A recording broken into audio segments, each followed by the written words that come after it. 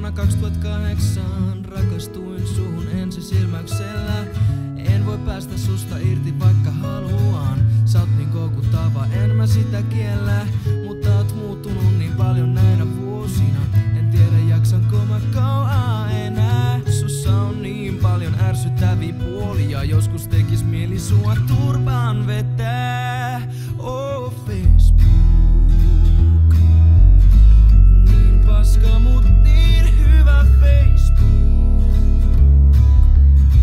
Uskomattoman koukuttava Facebook. Niin paska mut niin hyvä Facebook. Sä oot mun paras ystävä. Mulla on Facebookissa 300 kaveria, niistä mä 20% vihaan. Mulle on tullut taas vähän lisää tökkäyksiä. Mikä vois ollakaan niin kivaa. Kiitti Jake kun sä merkitsit mut kuvaan, jossa mä näytän aivan jäätävältä porsaalta.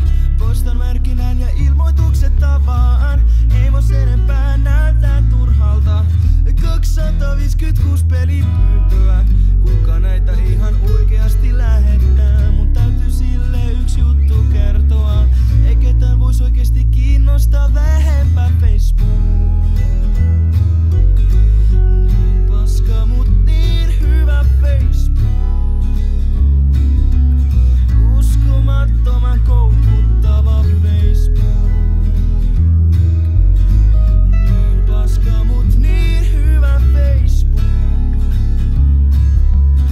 Sä oot mun paras ystävä. Yeah. Tänään mulla on synttärit. Mulla on Facebookissa 300 onnittelua. Nyt joutuu varmistaa, et jokaisesta tykkäsit. Niin kaikki on varmasti onnellisia. Ketjuviestit, teinikuvat, turrat, statukset, tökkäykset, ryhmäkutsut, huomion kerjäykset. Chattikään ei toimi, miksi edes olen täällä?